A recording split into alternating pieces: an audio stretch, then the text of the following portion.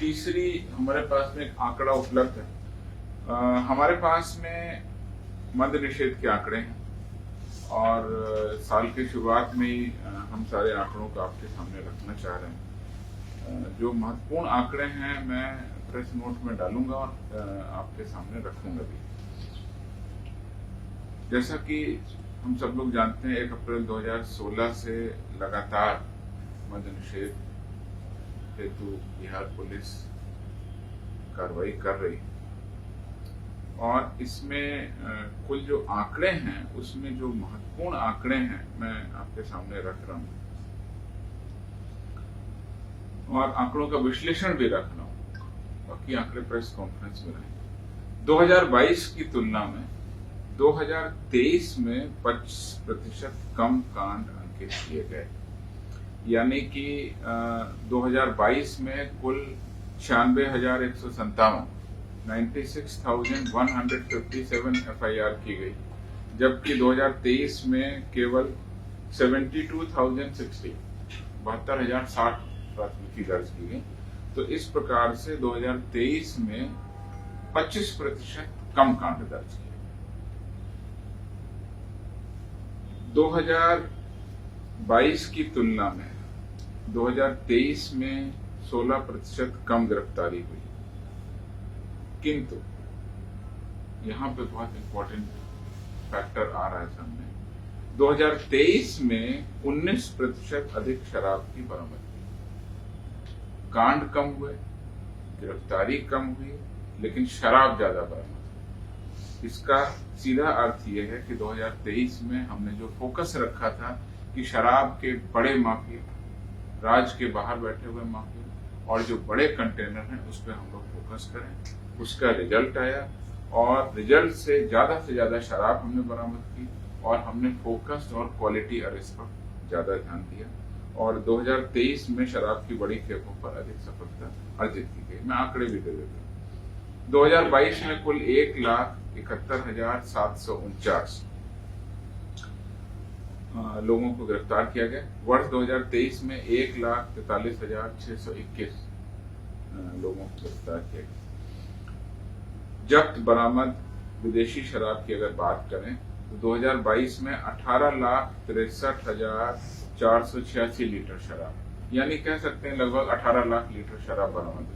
2023 में यह संख्या बहुत बढ़ गई और बढ़ करके 25 लाख लीटर से भी ज्यादा, यानी 25,09,628 लीटर शराब बरामद की गई, जो कि 19% अधिक शराब की बरामद।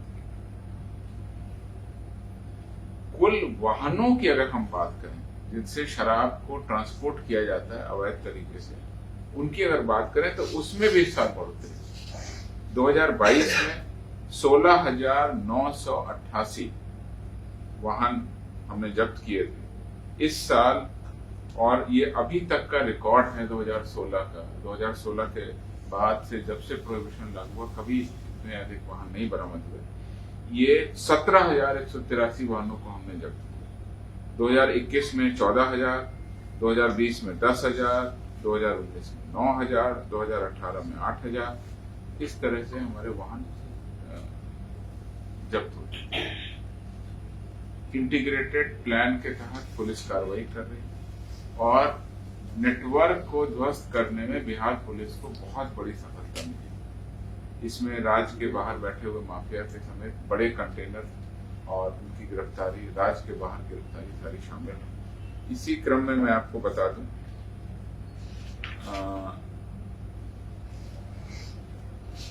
2021, 22 और 23 3 सालों में कुल 222 राज्य के बाहर के बड़े शराब तस्करों की गिरफ्तारी हुई और इन 3 सालों में जो 224 लोग गिरफ्तार हुए हैं वो किस राज्यों के हैं वो ब्यौरा भी आपको दे देते हैं। झारखंड से 75, हरियाणा से 57, उत्तर प्रदेश से 34, पंजाब से 14, पश्चिम बंगाल से 24, राजस्थान से 4, असम से 4, दिल्ली से 7, अरुणाचल प्रदेश से 3, मध्य प्रदेश से 1, उत्तराखंड से 1, कुल 224 अभियुक्तों को राज्य के बाहर भी हमने गिरफ्तार किया।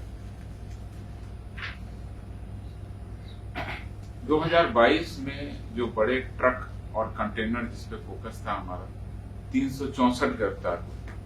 यानी कि आप कह सकते हैं 365 दिन होते हैं और हमने 364 गिरफ्तार किए। यानी पर डे एक ट्रक कंटेनर को जो लार्ज लोड था, फुल लोडेड था, उसको हमने गिरफ्तार किया।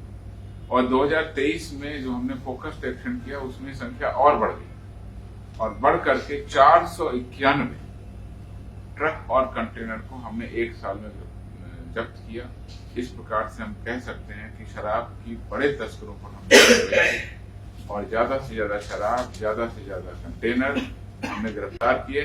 कुल कांडों की संख्या हालांकि कम, तो बड़े केसेस हमने फोकस किए। एक और महत्वपूर्ण आंकड़ा आपके सामने रखना चाहता हूं।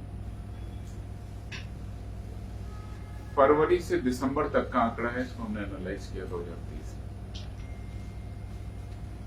फाइन और टोटल अरेस्टिंग, बिकॉज फाइन का प्रोविजन भी अब आ गया, तो फाइन और टोटल अरेस्टिंग को अगर हम देखें